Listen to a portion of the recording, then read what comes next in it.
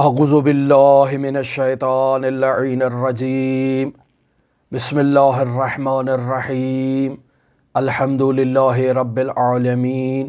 الصلاة والسلام علی اشرف الانبیاء والمرسلین وعلی آلہ الطیبین الطاہرین المعصومین الذین اذہب اللہ عنہم الرجس وطہرہم تطہیرا اللہم صلی علی محمد وآل محمد اللہم اخرجنا من الظلمات الوہم واکرمنا بنور الفہم اللہم افتح علینا ابواب رحمتک وانشر علینا خزائن علومک برحمتک یا ارحم الراحمین۔ عزیزان محترم، عرفان اسلامی کی تلاش کے موضوعات پر گفتگو جاری ہے، اور اس سلسلے میں اس کتاب کی چوتھی فصل، جس میں در واقع عرفانی مقامات تک پہنچنے کے راستے کو ہم بیان کر رہے ہیں، اور انہی موضوعات کو تسلسل کے ساتھ اور پیوستہ بیان کر رہے ہیں۔ اور بیان ہوا کہ مرحوم آیت اللہ مصباح نے نہایت ہی منطقی ترتیب دی ہے اپنے موضوعات کو، اپنی بحثوں کو، کہ اگر آپ آغاز میں پہلے موضوع کو مطالعہ کریں اور پھر اس سے آگے چلتے جائیں تو کڑی سے کڑی ملاتے ہوئے آیت اللہ مصباح ان موضوعات کو آگے لے کر چل رہے ہیں، لہٰذا نہایت ہی منطقی ترتیب کے ساتھ اس بحث کو آگے لے جایا جا رہا ہے۔ آج کے موضوع گفتگو میں در واقع یہ بیان کرنا چاہتے ہیں کہ انسان اگر عرفانی مراحل کو طے کرنا چاہتا ہے، اگر انسان سیر و سلوک کا سفر کرنا چاہتا ہے، تو سب سے پہلے بنیادی طور پر انسان کے ذہن میں یہ سوال آتا ہے کہ شاید بہت ہی دشوار، بہت ہی صعب العبور سفر ہے، جبکہ ایسا نہیں ہے۔ عرفانی مراحل کو طے کرنا، عبور کرنا، سیر و سلوک کرنا نہایت آسان ہے۔ اور آیت اللہ مصباح فرما رہے ہیں کہ انسان مشارطہ، مراقبہ اور محاسبہ میں تقویٰ اگر اختیار کرے اور تقویٰ کے زیر سایہ ان تین امور کو انسان اپنی زندگی کا نصب العین قرار دے دے، اور انسان تقویٰ کے زیر سایہ بندہ بن جائے، اللہ تبارک و تعالیٰ کا عبد بن جائے، تو عرفانی اور سلوکی تمام مراحل کی روح در واقع بندگی ہے۔ اب سوال یہ پیدا ہوتا ہے کہ انسان بندگی تک پہنچنا چاہتا ہے تو کون سا ایسا وظیفہ انجام دے، کون سا ایسا طرز عمل اپنائے کہ وہ اللہ کا بندہ ہو جائے، اور جسے اصطلاحاً عبد کہا جاتا ہے۔ تو انسان کیا کرے کہ وہ اللہ کا عبد ہو جائے؟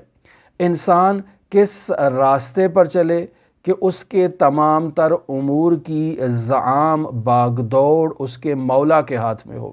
اس کے اپنے ہاتھ میں نہ ہو؟ یہی بندگی کی تعریف ہم بیان کر چکے کہ عبد کہتے ہی اسے ہیں کہ جو اپنے لگام کو اپنے مولا کے سپرد کر دیتا ہے، یعنی مولا کے ہاتھ میں اس کے تمام معاملات کی باغ دوڑ ہے۔ انسان کھا رہا ہے، پی رہا ہے، جاگ رہا ہے، سو رہا ہے، اٹھ رہا ہے، بیٹھ رہا ہے، دوڑ رہا ہے، چل رہا ہے، ہر کام میں وہ اپنے مولا کی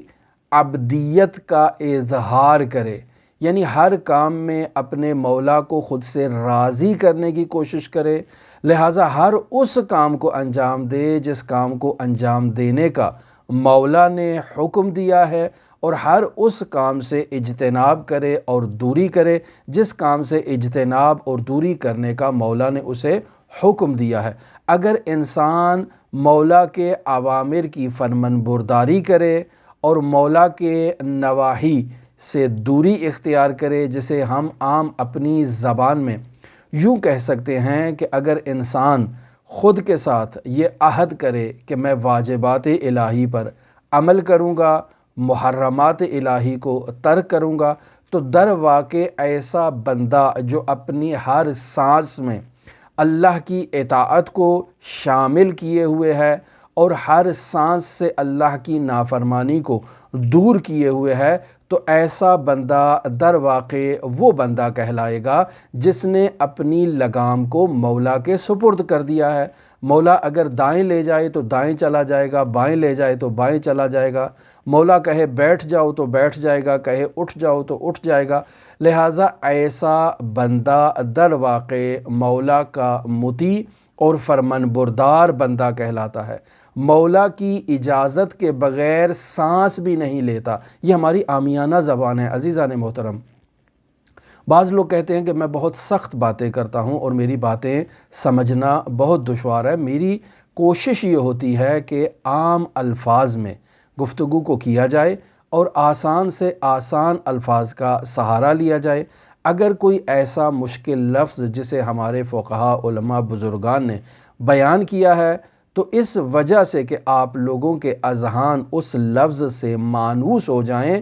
تو میں اس لفظ کے ساتھ اور بہت سے ایسے الفاظ استعمال کرنے کی کوشش کرتا ہوں جو اس کے مترادف ہیں، ہم معنی ہیں، تاکہ آپ کو آہستہ آہستہ ان الفاظ سے بھی آشنائی ہو جنہیں علماء اور بزرگان نے استعمال کیا ہے، ان کے مترادف سے بھی جو ہے وہ آشنائی ہو، اور ہماری عامیانہ زبان میں اس کے لیے جو کلمات استعمال ہوتے ہیں آپ کو ان کا بھی علم ہو، اور اس طرح سے آپ ایک تکامل کی راہ پر گامزن ہوں اور تکامل کا سفر طے کریں۔ پس انسان کیا کرے کہ وہ سیر و سلوک کے بلند مراتب پر فائز ہو؟ انسان کیا کرے کہ اللہ کا عبد ہو جائے اور مقام عبدیت پر اور بندگی کے اس بلند ترین مقام پر فائز ہو؟ تو بیان ہوا کہ عبد بننا ہے تو انسان اپنی لگام کو اپنے مولا کے سپرد کر دے، انسان ہر اس کام کو انجام دے جو مولا اس سے چاہتا ہے۔ ظاہری طور پر انسان کام خود انجام دے رہا ہے، لیکن باطن میں انسان اس بات پر عقیدہ رکھتا ہے کہ یہ جو کام میں خود فاعل مختار ہو کر انجام دے رہا ہوں، در واقع اس کے پیچھے بھی اللہ کی مرضی، اللہ کا ارادہ، اللہ کی قدرت اور اللہ کی طاقت کار فرما ہے جو توحید افعالی ہے۔ اور پھر انسان اللہ کی صفات کو اپنے وجود میں جاری کرے۔ یہ علم اللہ کا علم ہے، میں علم میں مستقل نہیں ہوں۔ یہ جو میرے وجود میں دوسری صفات موجود ہیں در واقع یہ اللہ کی صفات کمال و جمال کا مصداق ہیں، ایک ادنا سی تجلی ہیں میرے وجود میں۔ اور پھر مقام ذات میں انسان اپنے وجود سے اپنی ذات کی نفی کرے اور صرف ایک ذات کو، ذات حق متعال کو حقیقت تصور کرے، اور باقی تمام جو اس عالم امکان میں موجودات ہیں ان کی استقلال کی نفی کرے کہ در واقع وہ اپنے وجود کے ہونے میں اور اپنے وجود کے بقا میں اللہ کے محتاج ہیں۔ لہٰذا انسان کا وظیفہ یہ ہے کہ وہ عبد بنے، بندگی اختیار کرے، بطور کامل خود کو اللہ تبارک و تعالیٰ کا مطیع اور فرمان بردار قرار دے، کسی بھی کام میں اللہ کی مخالفت نہ کرے، اور وہ انسان خود کو اللہ کے راستے پر گامزن جب کرتا ہے تو کہا جاتا ہے کہ یہ انسان تقوی اختیار کر چکا ہے، یہ انسان متقی انسان ہے، یہ انسان عبد ہے، بندہ ہے، غلام ہے، یہ مستقل نہیں ہے، مالک نہیں ہے، طاغی نہیں ہے، بلکہ فرمان بردار بندہ ہے۔ پس اگر انسان مقام عبد میں بندگی اختیار کرنا چاہتا ہے، اگر انسان تقوی اختیار کرنا چاہتا ہے، اگر انسان متقی بننا چاہتا ہے، اور انسان یہ چاہتا ہے کہ تقوی اس کے وجود میں رسوخ اختیار کر جائے، ملکہ اختیار کر جائے، تقوی اس کی عادت بن جائے، وہ تقوی سے کبھی جدا نہ ہو، تو اس کا مطلب یہی ہے کہ وہ ہمیشہ واجبات الہی پر عمل کرے، محرمات الہی کو ترک کرے۔ آہستہ آہستہ اس امر پر توجہ کرنے کے نتیجے میں، اس کی پاسداری کرنے کے نتیجے میں انسان کے وجود میں تقوی ایجاد ہوگا اور انسان اللہ کا بندہ ہو جائے گا۔ پس در واقع اگر انسان اللہ کا عبد ہونا چاہتا ہے، اللہ کا تقوی اختیار کرنا چاہتا ہے، تو تین چیزوں کو اکثر علماء نے بیان کیا ہے کہ اس کی راہ میں شرط ہے۔ اگر انسان ان تین مراحل سے عبور کرے گا تو تقوی بھی اس کا مقدر بنے گا، بندگی بھی اس کا مقدر بنے گی۔ البتہ بعض علماء نے اس تین کو 4 میں بیان کیا ہے اور کہا ہے کہ 3 نہیں ہے، در واقع 4 ہے۔ یہاں مرحوم آیت اللہ مصباح نے 3 بیان کیے ہیں۔ بیان کرتے ہیں مشارطہ ہے، مراقبہ ہے اور محاسبہ ہے۔ جن لوگوں نے 4 بیان کیے ہیں وہ چوتھا معاتبہ بیان کرتے ہیں، لہٰذا ہم آپ کی خدمت میں چاروں بیان کرتے ہیں تاکہ معلوم ہو جائے اور آیت اللہ مصباح کے یہ بیانات تکمیل تک پہنچ جائیں۔ سب سے پہلا مرحلہ مشارطے کا مرحلہ ہے، یعنی انسان ہر روز جب نیند سے بیدار ہوتا ہے اور دن کا آغاز کرتا ہے تو اس بات پر اسے یقین ہونا چاہیے کہ میں موت کے منہ سے نکل کر باہر آیا ہوں۔ صرف دن کے آغاز میں نہیں، انسان جب بھی سوتا ہے وہ موت کی کیفیت میں چلا جاتا ہے، اور موت جو انسان کی نیند ہے اس کو موت کی ادنا تجلی یا ادنا اس کو نام دیا جا سکتا ہے کہ یہ موت خفیف ہے، ایک معمولی سی موت ہے انسان کی نیند، کہ جس میں در واقع انسان کے تمام حواس جو ہیں وہ کام کرنا چھوڑ دیتے ہیں، انسان موت کی آغوش میں چلا جاتا ہے، دوبارہ اللہ اسے زندگی عطا کرتا ہے۔ پس انسان صبح سو کر بیدار ہو تو یہ یقین رکھے کہ اللہ نے مجھے دوبارہ زندگی دی ہے، دوپہر کو سو کر بیدار ہو تو یقین کرے کہ اللہ نے اسے دوبارہ زندگی عطا کی ہے۔ تو سب سے پہلے چونکہ انسان بطور معمول رات کو سوتا ہے، دن کو بیدار ہوتا ہے، اکثریت دوپہر کو نہیں سوتی ہیں، لہٰذا اسی دن کا تذکرہ ہے کہ انسان رات کو سویا ہے، دن کو بیدار ہویا ہے، تو غور اس کو اس بات پر ہونا چاہیے کہ اللہ نے اسے اب دوبارہ زندگی دی ہے، اسے دوبارہ حیات بخشی ہے، اور اس حیات کو اس نے کیسے استعمال کرنا ہے۔ در واقع یہ زندگی اللہ نے اسے ایک سرمایے کے طور پر عطا کی ہے، یہ زندگی اس کے لیے رأس المال کی حیثیت رکھتی ہے۔ اس زندگی سے اس نے تجارت کرنی ہے، اور ایک ایسی تجارت کرنی ہے جو اس کی دنیا کے لیے بھی مفید واقعہ ہو اور آخرت کے لیے بھی اس کے لیے مفید واقعہ ہو۔ اور یہ توجہ انسان کی ہونی چاہیے کہ اللہ نے مجھے جو یہ نعمت حیات دوبارہ عطا کی ہے، ایسا بھی ممکن تھا کہ اللہ مجھے یہ حیات نہ دیتا، میں نیند میں ہی جو ہے وہ ملک الموت میری روح کو قبض کر لیتا، اور نیند ہی میں اللہ کے پاس چلا جاتا، عالم جو ہے وہ ملک سے خارج ہو کر عالم ملکوت میں چلا جاتا۔ ایسا امکان تھا، اور اکثر دنیا میں آپ نے ایسے افراد کے بارے میں سنا ہوگا کہ وہ رات کو سوئے اور پھر دوبارہ ہرگز نہیں اٹھے، وہی نیند ان کی آخری نیند اور ابدی زندگی کی طرف ان کا پہلا قدم قرار پائی۔ لہٰذا سورہ زمر کی آیت نمبر 42، اور اس موضوع پر میں تفصیلی گفتگو جو ہے وہ معرفت نفس کے موضوع پر بیان کر چکا ہوں، کہ جہاں خداوند متعال سورہ زمر کی آیت نمبر 42 میں ارشاد فرماتا ہے کہ اللہ یتوفی الانفس حین موتہا، کہ جب انسان کی موت کا وقت مقرر ہے اور موت کا وقت آتا ہے تو اللہ ہی ان کے نفس کو موت عطا کرتا ہے۔ واللتی لم تمت فی منامہا، اور وہ لوگ جو اپنے خواب غفلت میں چلے جاتے ہیں اور انہیں اللہ موت دائمی عطا نہیں کرتا ہے، اللہ در واقع دونوں کے نفس کو قبض کر لیتا ہے۔ پس اللہ ارواح کو قبض کر لیتا ہے، اللہ یتوفی الانفس حین موتہا، اللہ نفس کو قبض کر لیتا ہے جب اس کی موت کا وقت آتا ہے، اور جن کی موت کا ابھی وقت نہیں آیا، یعنی وہ اپنے بستر پر لیٹے ہیں خواب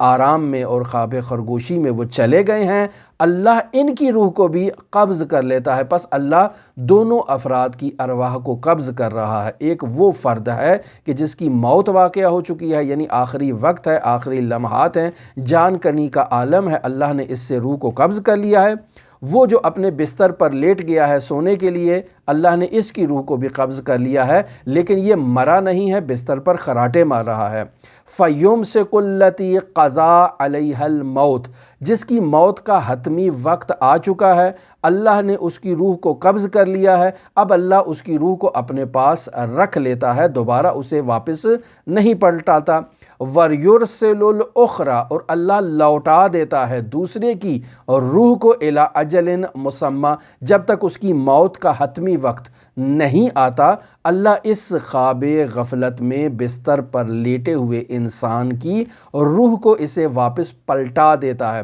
پس اللہ کا واپس پلٹا دینا در واقع اللہ کی جانب سے ایک عنایت ہے۔ اللہ کی جانب سے انسان کو ایک سرمایہ عطا کیا گیا ہے کہ انسان اس سرمایہ پر کام کرے اور ایسی تجارت کرے کہ اس کی دنیا بھی سعادت مند ہو جائے اور اس کی آخرت بھی سعادت مند ہو جائے۔ پس انسان کے نفس کا قبض ہو جانا، انسان کی روح کا قبض ہو جانا،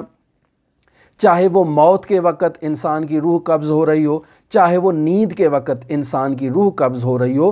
دونوں حالتوں میں روح قبض کرنے والی ذات اللہ تبارک و تعالیٰ کی ذات ہے۔ اب اس حالت میں انسان کی روح کو پلٹایا نہیں جاتا، نیند کی حالت میں انسان کی روح کو پلٹایا جاتا ہے۔ در واقع انسان کے لیے یہ ایک پیغام ہے کہ وہ تدبر کرے، وہ غور و فکر کرے۔ لہٰذا اللہ تبارک و تعالیٰ ارشاد فرما رہا ہے ان فی ذالک لآیات لقوم یتفکرون، کہ یہ در واقع اس قوم کے لیے اللہ نے نشانیاں قرار دی ہیں جو تفکر رکھتے ہیں، جو غور و فکر کرنے کی صلاحیت رکھتے ہیں۔ پس انسان نے عبد بننا ہے، انسان نے تقوی اختیار کرنا ہے، تو عبد اور تقوی اختیار کرنے کے لیے پہلی شرط یہ ہے کہ انسان مشارطہ کرے، دوسری شرط یہ ہے کہ انسان مراقبہ کرے، تیسری شرط یہ ہے کہ انسان محاسبہ کرے، چوتھی شرط یہ ہے کہ انسان معاتبہ کرے۔ پس پہلی شرط جو ہے وہ مشارطہ ہے، انسان کی توجہ رہے کہ اللہ نے اسے دوبارہ زندگی عطا کی ہے، اللہ نے اسے نیند سے بیدار کیا ہے، یعنی اللہ نے دوبارہ حیات عطا کی ہے، اور یہ حیات اللہ کی ایک دوبارہ انسان کے اوپر نعمت ہے۔ اللہ نے انسان کو دوبارہ سرمایہ عطا کیا ہے، انسان تجارت کرے گا اور اس تجارت سے انسان منافع کمائے گا، ایسا منافع کمائے گا جو اس کی دنیا کے لیے بھی مفید واقعہ ہو رہا ہے، اس کی آخرت کے لیے بھی مفید واقعہ ہو رہا ہے۔ لیکن اگر انسان اس سرمایے سے مفید فائدہ حاصل نہیں کرتا ہے، جوئے میں اپنے سرمایے کو خرچ کر دیتا ہے، تو در واقع ایسے فعل حرام میں سرمایے کو خرچ کرنے سے انسان کی دنیا بھی برباد ہو جاتی ہے، انسان کی آخرت بھی برباد ہو جاتی ہے۔ لہٰذا سب سے پہلے انسان جب نیند سے بیدار ہوتا ہے تو اسے اپنے نفس کو اس بات پر متوجہ کرنا ہے کہ اللہ نے تجھے نعمت عطا کی ہے، اللہ نے تجھے دوبارہ زندگی عطا کی ہے، اللہ نے تجھے سرمایہ عطا کیا ہے۔ لہٰذا اپنے نفس کے ساتھ انسان شرط کرتا ہے اور انسان اپنے نفس کو پابند کرتا ہے کہ اب سے تو عہد کر لے کہ تو نے باقاعدہ اس سرمایے کو ایسی جگہ پر خرچ کرنا ہے جہاں سے بے بہا قسم کا پروفٹ نصیب ہو، انسان اس دنیا میں بھی سعادت مند ہو جائے، انسان آخرت میں بھی سعادت مند ہو جائے۔ لیکن اگر انسان اپنے نفس سے جو ہے وہ ایسی شرط نہیں کرتا تو در واقع انسان کے ڈگمگانے کے چانسز بہت زیادہ ہو جاتے ہیں۔ تو در واقع انسان کے پاس سرمایہ ہے، میرے پاس 10 لاکھ ہے، 20 لاکھ ہے، 50 لاکھ ہے، میں اس سرمایہ پر کاروبار کرنا چاہتا ہوں اور مجھے کاروبار کرنے کا راستہ معلوم نہیں ہے، میں جاتا ہوں ایسے فرد کو تلاش کرتا ہوں جو صالح ہے، متقی ہے، پرہیزگار ہے اور اسے تجارت کرنے کا اچھی طرح سے علم ہے کہ کیسے کاروبار کیا جاتا ہے، میں اس شخص کو اپنا بزنس پارٹنر بناتا ہوں، میں اس کو کہتا ہوں سرمایہ میری طرف سے ہے، کام تمہاری طرف سے ہے، کام کرو اور آپس میں اس سرمایہ کو آپس میں تقسیم کر لیں گے، جو پروفٹ حاصل ہوگا اصل راس المال میرا ہوگا لیکن پروفٹ ہم دونوں کا آدھا آدھا ہوگا۔ ایسا ہی ہے نا، انسان تجارت میں ایسے ہی کرتا ہے۔ یہاں اس تجارت میں انسان نے اپنے نفس کے ساتھ تجارت کرنی ہے اور اپنے نفس کو اپنا بزنس پارٹنر بنانا ہے اور اپنے نفس سے کہنا ہے کہ یہ جو اللہ نے مجھے سرمایہ عطا کیا ہے، یہ جو اللہ نے مجھے دوبارہ زندگی عطا کی ہے، ایھا النفس ایھا الروح، میں اس سرمایہ کو تیرے سپرد کرتا ہوں، لیکن تیرے ساتھ ایک ایگریمنٹ کر رہا ہوں، تیرے ساتھ ایک قرارداد باندھ رہا ہوں، اور وہ قرارداد اور ایگریمنٹ اور وہ شرط یہ ہے کہ تو نے اس حیات کو، اس سرمایہ کو ایسی جگہ استعمال کرنا ہے جہاں سے پروفٹ ہی پروفٹ حاصل ہو۔ اگر تو نے اس کو ایسی جگہ پر استعمال کیا جہاں سے خسارت ہوگی تو پھر میں تیرے ساتھ سختی سے پیش آؤں گا، پھر میں تجھے سزا دوں گا، کل کو تو مجھے یہ کہنے کا حقدار نہیں ہے کہ مجھے کیوں سزا دے رہے ہو۔ لہٰذا انسان اپنے نفس کے ساتھ ایگریمنٹ کرتا ہے، اس ایگریمنٹ کے بہت اہم نفسیاتی آثار انسان کے اوپر مرتب ہوتے ہیں۔ انسان اگر کسی ماہر نفسیات کے پاس، کسی ڈاکٹر کے پاس، طبیب کے پاس رجوع کرتا ہے جو انسان کی نفسیات کا مطالعہ کرتا ہے، اس سے جا کر اگر انسان اس بات کو اس کے سامنے بیان کرے کہ میں ہر روز اپنے نفس کے ساتھ صبح اٹھ کر ایگریمنٹ کرتا ہوں اور ان شرائط پر ایگریمنٹ کرتا ہوں، اس کا مجھے کیا فائدہ ہے، تو وہ آپ کو بتائیں گے کہ بھائی اس ایگریمنٹ کا آپ کو یہ فائدہ ہے کہ آپ نے چونکہ ایگریمنٹ کیا ہے تو دن بھر آپ اپنے نفس کی جانب سے جو وظائف انجام دیے جا رہے ہیں ان پر دقت کریں گے، ان پر توجہ کریں گے، تمام دن آپ کا غفلت میں نہیں گزرے گا، توجہ میں گزرے گا۔ لہٰذا اگر انسان ہر روز اپنے دن کا آغاز مشارطے سے کرے، اپنے نفس کے ساتھ شرط کرے، اپنے نفس کو جو ہے وہ اپنی زندگی اس کے سپرد کرتے وقت اس سے معاہدہ کرے کہ تو نے گناہ نہیں کرنے ہیں، صرف اور صرف اللہ کی اطاعت کرنا ہے، اللہ کی فرمان برداری کرنا ہے، تو دیکھیں انسان کو کیا رنگ لگتے ہیں، انسان کیسے نورانی ہو جاتا ہے۔ لہٰذا عزیزان محترم، یہاں اس بات پر توجہ رہے کہ سیر و سلوک کی راہ پر سفر کرنا دشوار نہیں ہے، بشرطے کہ انسان ہر روز اپنے دن کا آغاز مشارطے سے کرے، یعنی اپنے نفس کے ساتھ شرط کرے کہ میں نے واجبات پر عمل کرنا ہے، محرمات کو ترک کرنا ہے، اور اگر میں نے راستے میں کہیں کوئی کوتاہی مشاہدہ کی تو ایھا النفس، میں تیرے اوپر وہیں سے پھٹکار اور لعنتیں برسانا شروع کر دوں گا۔ بعد میں تم مجھے نہ کہنا کہ مجھ پر لعنت کیوں کر رہے ہو، مجھ پر نفرین کیوں کر رہے ہو، تم مجھے سزا کیوں دے رہے ہو۔ نہیں، انسان نے جب شرط کر لی ہے تو انسان متوجہ رہے گا، غفلت کو برداشت نہیں کر سکے گا۔ دوسری چیز جو یہاں بیان کی جا رہی ہے وہ ہے مراقبہ۔ عزیزان محترم، انسان نے اپنے نفس کے ساتھ شرط کر لی ہے، اب اپنے نفس کا خیال رکھنا ہے، یہ دوسرا مرحلہ ہے۔ دن کا آغاز ہو چکا ہے، شرط ہو چکی ہے، انسان نے باقاعدہ ایک ذرہ بین لے کر اپنے نفس کے اوپر توجہ کرنی ہے کہ کہیں وہ کوئی واجبات کی ادائیگی میں کوتاہی تو نہیں کر رہا ہے، کہیں محرمات کی طرف قدم بڑھانے میں اس کے قدم ڈگمگا تو نہیں رہے ہیں، کہیں بڑھنا تو نہیں چاہ رہا ہے، کہیں لالچ تو نہیں کر رہا ہے۔ یہ تمام دن انسان نے اپنا خیال رکھنا ہے۔ اسی خیال رکھنے کو مراقبہ کہتے ہیں کہ انسان اپنے نفس کا خیال رکھے کہ کہیں وہ ان شرائط کی خلاف ورزی نہیں کر رہا ہو۔ یہ لفظ مراقبہ باقاعدہ طور پر روایات میں اور دعاؤں میں بھی بیان ہوا ہے۔ اب بطور مثال مشاہدہ کریں مفاتیح الجنان میں، جہاں ماہ شعبان کے مشترکہ اعمال کو بیان کیا گیا ہے، تو وہاں 8واں عمل آیت اللہ مصباح یوں نقل کر رہے ہیں کہ اللہ تبارک و تعالیٰ کے حضور انسان دعا کرتا ہے اور مخاطب قرار دے کر کہتا ہے اللہ کو، الہی اے میرے پروردگار، الحقنی بنور عزک الابہج، اے میرے پروردگار مجھے اپنے نور کی عزت سے ملحق فرما، اے میرے پروردگار اس نور سے مجھے ملحق فرما کہ جو نور نشاط آور ہے، وہ نور کہ جس کی ابوہت اس قدر زیادہ ہے کہ میں اس نور سے ملحق ہونے کے نتیجے میں خود جو ہے وہ مسرور ہو جاؤں، شاداب ہو جاؤں۔ اگر میں اس نور سے ملحق ہو جاؤں اور تو مجھے اس نور سے ملحق کر دے تو نتیجہ کیا نکلے گا؟ فَأَكُونَ لَكَ عَارِفًا، تو اے میرے پروردگار میں تیرا عارف ہو جاؤں گا، وَأَنْ سِوَاكَ مُنْحَرِفًا، اور تیرے غیر سے منحرف ہو جاؤں گا۔ یعنی اے میرے پروردگار جب میں تیرا عارف ہو جاؤں گا تو تیرے واجبات کی اطاعت کروں گا، اور جب تیرے غیر سے منحرف ہو جاؤں گا تو در واقع اس غیر سے انحراف کا نتیجہ تیری طرف اقبال ہے، تیری طرف رجوع ہے، تیری طرف جو ہے وہ آنا ہے اور تیری طرف قدم بڑھانا ہے۔ وَمِنْكَ خَائِفًا مُرَاقِبًا، اور اے میرے پروردگار میں تجھ ہی سے خائف ہوں اور اس بات کا خیال رکھ رہا ہوں کہ تیرا خیال میری وجود سے نہ نکلے اور میں تجھ سے غافل نہ ہوں۔ عزیزان محترم،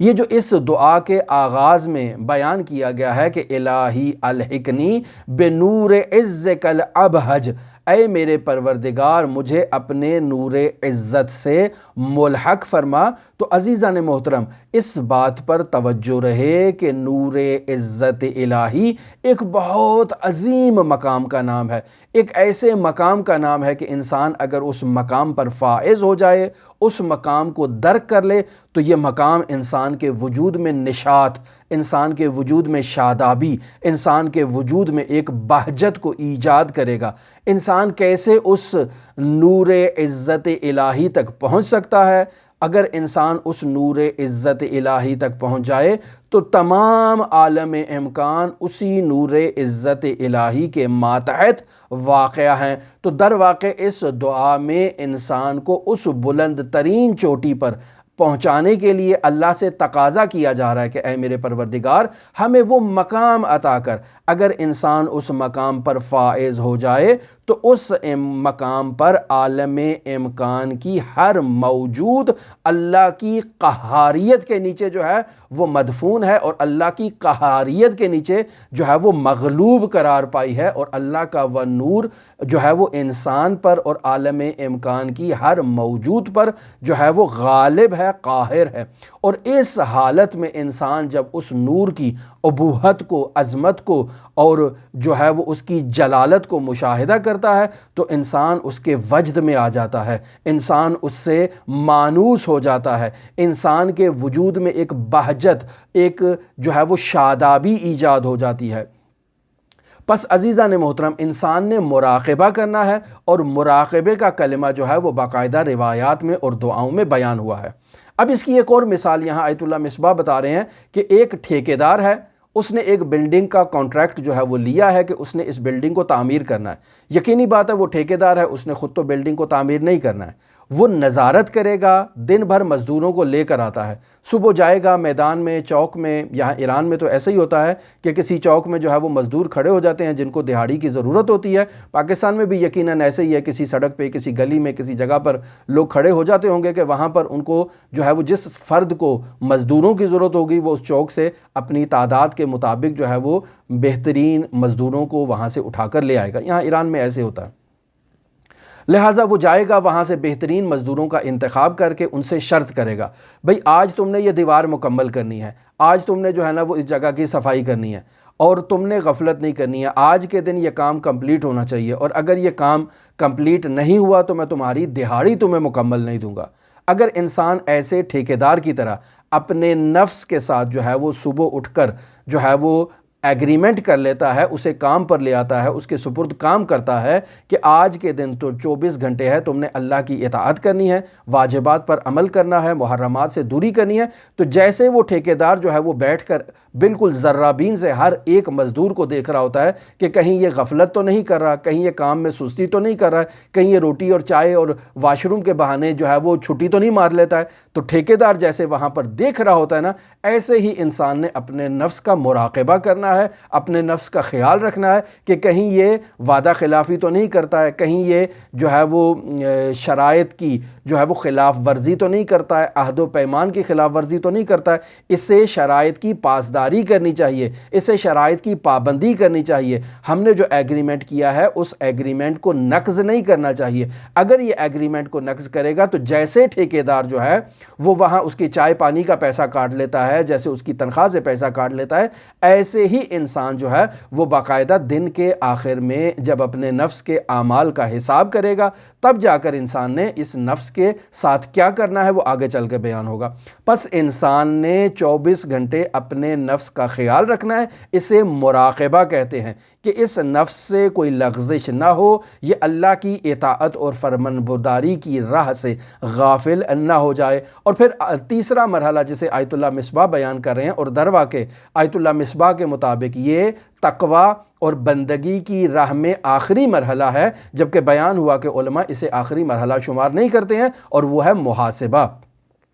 کہ انسان نے دن کے آغاز میں شرط کی، اور شرط کرنے کے بعد انسان نے باقاعدہ دن بھر خیال رکھا کہ اطاعت پروردگار سے نفس انسانی خارج نہ ہو پائے۔ اب رات کو انسان سونا چاہتا ہے تو آخری مرحلہ آ جاتا ہے انسان کا اپنے بستر پر، انسان لیٹ جاتا ہے، سونا چاہتا ہے، تو سونے سے پہلے باقاعدہ کیلکولیٹر اپنے ہاتھ میں تھام لے۔ کیلکولیٹر سے مراد وہ ظاہری کیلکولیٹر نہیں بلکہ اپنے نفس کا کیلکولیٹر ہے، اور حساب کرنا شروع کر دے دن بھر کے اعمال کا کہ میں نے فلاں کام کیا، فلاں کام کیا، فلاں کام کیا، چھوٹے سے چھوٹا،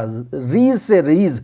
کام جو ہے اس کو اپنے سامنے لے کر آئے، ایک ایک کام کو چیک کرے کہ کہیں اس کے نفس نے کوئی خلاف ورزی تو نہیں کی ہے، کہیں ایگریمنٹ کے خلاف تو وہ نہیں کیا ہے۔ عین اسی طرح سے جیسے انسان اپنے بزنس پارٹنر کے ساتھ حساب کرتا ہے، اپنے نفس کے ساتھ انسان کو حساب کرنا چاہیے۔ عین اسی طرح جیسے وہ ٹھیکیدار اپنے مزدور کے ساتھ حساب کرتا ہے، انسان کو اپنے نفس کے ساتھ محاسبہ کرنا ہے۔ ایسے ہی انسان اپنے تمام اعضاء و جوارح کا خیال رکھے گا کہ کہیں کوئی غلط کام اس نے انجام تو نہیں دیا ہے۔ اگر غلط کام انجام دیا ہے تو انسان اب یہاں جو ہے وہ اس غلطی پر ندامت کا اظہار کرے گا، فوراً اللہ کی بارگاہ میں کہے گا استغفر اللہ ربی و اتوب الیہ۔ اور اگر اس غلط کام کا کوئی نتیجہ ایسا ہے کہ انسان نے کسی کا حق پامال کیا ہے تو جائے اس حقدار کو اس کا حق ادا کر کے آئے، ولو انسان کو سرمایہ خرچ کرنے کی ضرورت پیش آئے، ولو انسان کو مال خرچ کرنا پڑے۔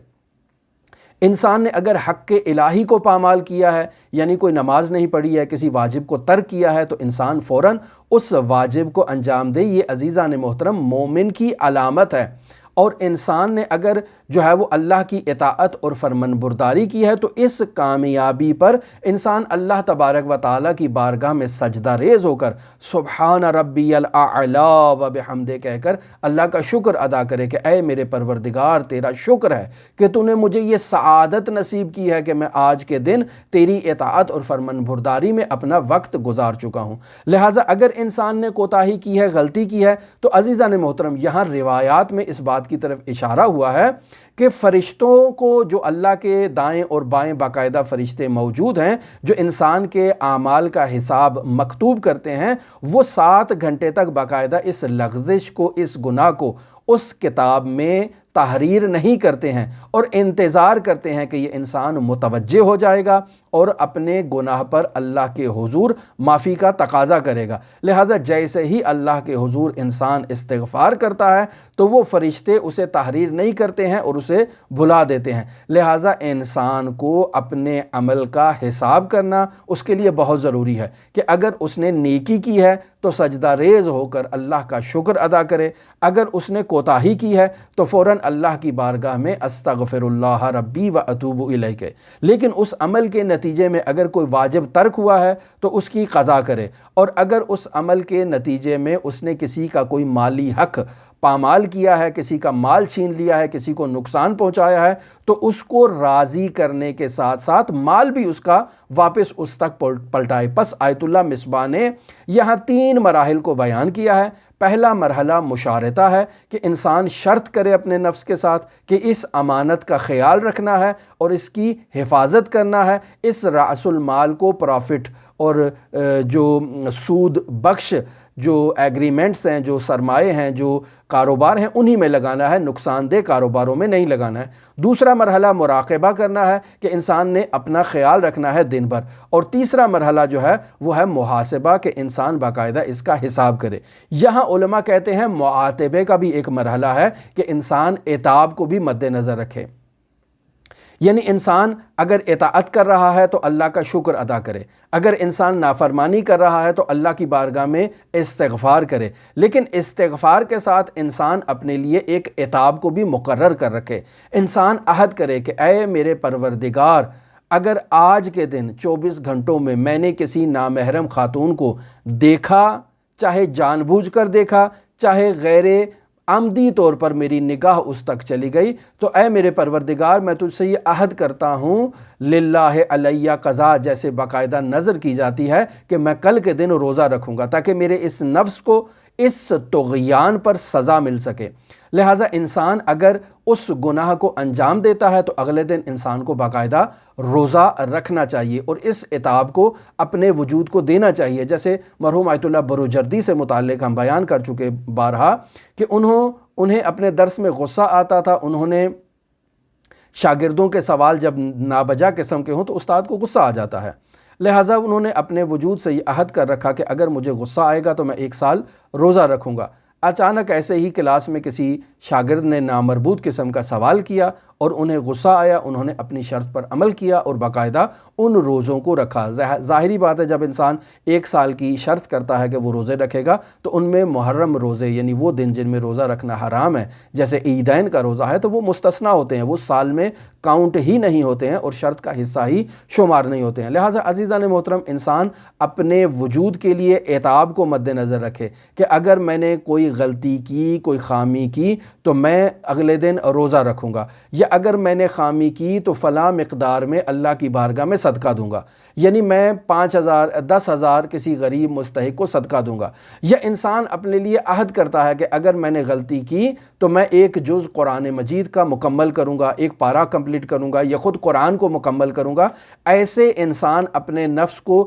جو ہے وہ جائز راستوں سے اس پر عتاب بھی لے کر آئے، تاکہ انسان اللہ کی بارگاہ میں کبھی نافرمانی اور معصیت کا تصور بھی نہ کر سکے۔ اور یہاں عزیزان محترم، ایک سالک جو سلوکی سفر پر نکلا ہے اور ان 4 مراحل اس کے سامنے ہیں اور اس نے ان مراحل کو مد نظر رکھا ہے، تو یقینی بات ہے جیسے جیسے وہ ان مرحلوں پر عمل کرے گا، اس کے وجود میں سلوکی مراحل کو طے کرنے کے نتیجے میں شدت و ضعف بھی آئے گی۔ بس اوقات وہ بہت ہی زیادہ ان پر پابندی کرے گا، بس اوقات جو ہے وہ ان پر پابندی کرنے میں تھوڑا اس کے وجود میں نرمی آئے گی، تو ایسے میں وہ عتاب جو ہے وہ انسان کو اس نرمی کی راہ پر گامزن نہیں ہونے دے گا۔ اب یہاں آیت اللہ مصباح ان 3 کو ابتدائی طور پر بیان کرنے کے بعد کل کے درس میں ہم نقل کریں گے کہ ان کی جو مزید جزئیات ہیں، جو تفصیلات ہیں، جو خصوصیات ہیں، انہیں آیت اللہ مصباح سے ہم کل کے درس میں آپ کے سامنے بیان کریں گے۔ ہماری دعا ہے کہ خداوند متعال